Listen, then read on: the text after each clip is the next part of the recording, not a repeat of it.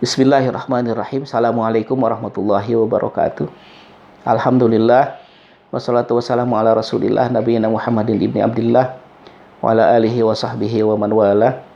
Usikum wa nafsi bitaqwallah, ittaqullaha haqqa tuqatih wa la tamutunna illa wa antum muslimun. Puji syukur kita panjatkan kepada Allah Subhanahu wa taala atas segala nikmat yang diberikan kepada kita semua. Salawat salam semua tetap dicurahkan Allah kepada junjungan kita baginda Rasulullah Muhammad sallallahu alaihi wasallam, kepada keluarganya, para sahabatnya, para pengikut setianya, tabi'in, serta kepada kaum muslimin yang istiqomah mengikuti jejak risalahnya, menapaki jalan dakwahnya, dan menghidupkan sunnah-sunnahnya sampai akhir zaman. Pemirsa yang dimuliakan Allah Subhanahu wa taala, setidaknya ada dua faktor yang menyebabkan muslim sanggup menjalani amaliyah Ramadan, baik amal yang inti yaitu saumnya ataupun amal-amal pendukung semisal qiyamul Ramadan dan lain-lain dengan baik dan penuh semangat. Faktor pertama adalah al-iman. Keimanan yang ada pada diri seorang muslim itu yang menjadi jaminan bagi dirinya bahwa dia akan sanggup menjalani saum Ramadan dengan baik dan penuh semangat, istiqomah dari awal sampai dengan akhir. Oleh karena itu, Allah Subhanahu wa taala ketika menyeru hamba-hambanya untuk menjalankan ibadah saum, yang diseru adalah hamba-hambanya yang beriman. Ya ayyuhalladzina amanu kutiba alaikumusiyam ila akhiril ayat. Al-Baqarah 183. Wahai orang-orang yang beriman, diwajibkan kepada kalian ibadah saum seperti halnya ibadah itu pernah diwajibkan kepada umat sebelum kalian sampai ayat itu selesai. Dan ini pun diisyaratkan oleh baginda Rasulullah SAW pada hadis yang sangat terkenal itu. Hadis dari sahabat Abu Hurairah radhiyallahu anhu yang dikeluarkan oleh Imam Bukhari oleh Imam Muslim. Baginda Rasul sabdakan, "Man shoma Ramadhana imanan wa ihtisaban, ghufira lahu ma taqaddama min dhanbi." Siapa saum Ramadan didasari dengan iman dan ihtisab, maka dosa-dosanya yang telah lalu akan diampuni. Dan fakta memang menunjukkan demikian. Pemirsa yang dimuliakan Allah Subhanahu wa taala, bahwa hanya dengan modal keislaman saja tidak menjadi jaminan bagi seseorang bahwa dia akan sanggup menjalani saum Ramadan, apalagi amal-amal pendukung, dengan baik dan penuh semangat. Bahkan ada kecenderungan futur atau saat menjalani saum Ramadan atau amal-amal pendukung berhenti di tengah jalan, atau bahkan ada yang tidak melaksanakan sama sekali, bahwa hanya dengan modal keislaman saja tidak menjadi jaminan. Fakta memang menunjukkan demikian. Kadang ada seorang yang mengaku muslim, dia tidak memiliki udzur syar'i, tinggal di tempat, tidak dalam keadaan bepergian, tidak dalam keadaan sakit, tidak saum. Maka sekali lagi ayat yang tadi itu, Al-Baqarah 183 itu seolah isyarat dari Allah Subhanahu wa taala bahwa yang dijamin sanggup atau yang dijamin akan sanggup menjalani amaliyah Ramadan, saum Ramadan dan amal-amal pendukung itu adalah hanya orang-orang yang beriman. Kemudian faktor yang kedua adalah al-bi'atu wal hal, al-halatu wal bi'ah.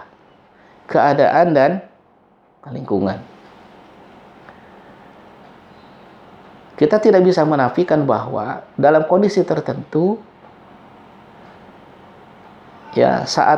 dalam kondisi tertentu dan dengan lingkungan tertentu, seseorang itu bisa sangat termotivasi untuk melakukan kebaikan.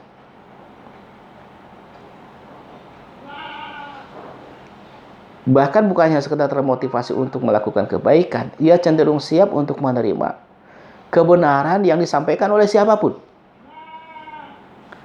Nah, ini faktor al-halatu wal bi'ah, keadaan dan lingkungan. Semisal mohon maaf ketika orang sedang melaksanakan ibadah haji, itu luar biasa. Siapapun orang yang melaksanakan ibadah haji itu berada pada keadaan itu.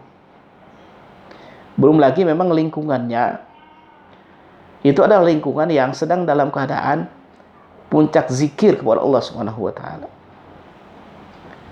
Maka dalam kondisi seperti itu orang cenderung semangat melakukan kebaikan, bahkan siap menerima kebenaran yang disampaikan oleh siapapun. Coba bayangkan seorang yang di tanah airnya, misalnya dia seorang yang memiliki jabatan tinggi, katakanlah direktur atau apalah. Ketika ia diatur-atur oleh pembimbing hajinya, yang kadang itu hanya guide saja, dia siap. Ketika ada siapapun ya, ketika ada orang yang menyampaikan kebenaran kepada dia, siapapun orang itu, maka ia pun siap atau cenderung siap menerima kebenaran itu. Itu luar biasa. Faktor al-halatu wal bi'ah. Nah, dalam menjalani ibadah saum Ramadan, kita tidak bisa memungkiri bahwa kadang ada sebagian orang yang hanya semangat menjalani amaliyah Ramadan, saum dan amal-amal pendukung itu karena faktor yang kedua ini, euforia. Jadi saat sebelum datang bulan Ramadan atau detik-detik datangnya bulan Ramadan itu biasanya orang itu ramai menyambut bulan Ramadan. Disampaikan atau didengarnya bahwa Ramadan itu adalah bulan ibadah, bahwa Ramadan itu adalah bulan Al-Quran, bahwa Ramadan itu adalah bulan infak, bulan sedekah. Maka pada umumnya dalam kondisi normal, di awal Ramadan itu orang semangat menjalani amaliyah Ramadan. Bukan hanya sekedar saumnya, akan tetapi amal-amal pendukungnya. Untuk saumnya luar biasa. Untuk sahur saja kadang-kadang jam 2 sudah bangun. Bahkan membangunkan orang lain untuk sahur.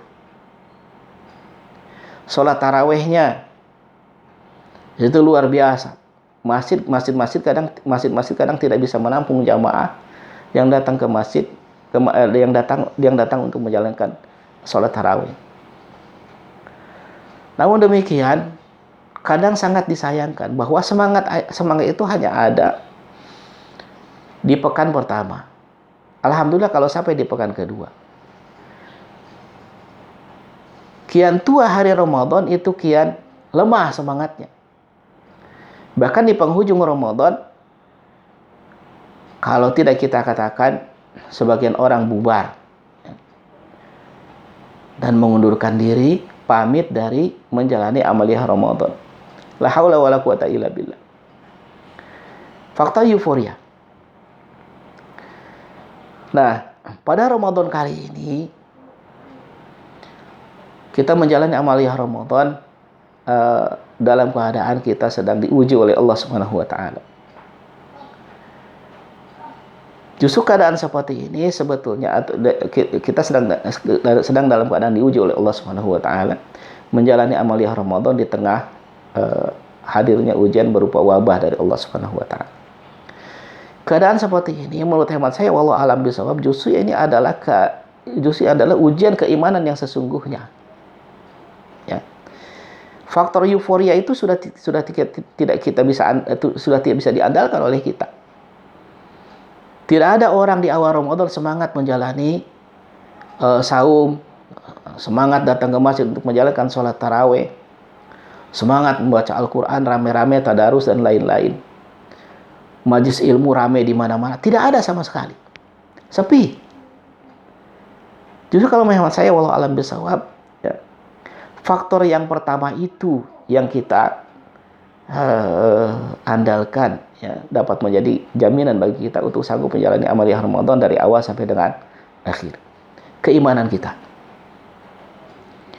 Justru keadaan seperti ini sekali lagi ini adalah ujian keimanan yang sesungguhnya. Bagaimana agar kita sanggup menjadikan Ramadan kali ini tetap berkualitas meskipun kita menjalaninya di rumah saja, at home, dan meskipun faktor al-halatu wal bi'ah itu tidak dirasakan oleh kita. Nah, mudah-mudahan kita tetap semangat menjalani amaliyah Ramadan menuntaskannya dari awal sampai dengan akhir dengan kualitas yang justru lebih baik. Karena yang kita andalkan hanya satu sekarang, yaitu keimanan.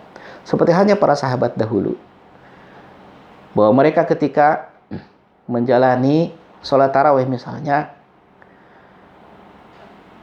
maka mereka hanya menjalaninya dengan baginda Rasul hanya 2 malam saja. Namun coba kita lihat kualitas yang teramat dahsyat. Pada malam pertama, baginda Rasulullah SAW menjalani sholat tarawih, menjalankan sholat tarawih dan para sahabat. Itu jemaah yang hadir ke masjid banyak. Dan Abu Abdillah Muhammad bin Nasr al-Marwazi rahimahullah menyebutkan, baginda Rasul pada malam pertama itu membaca di rakaat pertama itu setara dengan 200 ayat. Dan di rakaat ke-8 setara dengan 60 ayat. Malam kedua baginda Rasulullah SAW itu kembali mengimami para sahabat, dan jamaah yang hadir ke masjid untuk menjalankan sholat tarawih itu semakin banyak. Fenomena ini yang menyebabkan baginda Rasul sampai tidak lagi keluar untuk mengimami para sahabat pada malam ketiganya. Namun demikian, kualitasnya itu tetap terjaga meskipun setelah itu mereka menjalani sholat tarawih sendiri-sendiri atau tidak berjamaah dengan baginda Rasulullah SAW. Namun kualitasnya itu tetap bisa mereka pelihara, tetap bisa mereka jaga sampai akhir.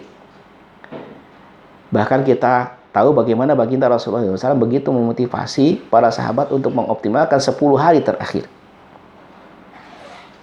Meskipun sekali lagi di tengah wabah yang sedang diujikan oleh Allah Subhanahu wa taala kepada kita semua. Mudah-mudahan Ramadan kita tetap berkualitas, tetap bisa mengantarkan kita kepada tujuan dari amaliyah Ramadan, takwa dan lain sebagainya. Wallahu a'lam bishawab. Wassalamualaikum warahmatullahi wabarakatuh.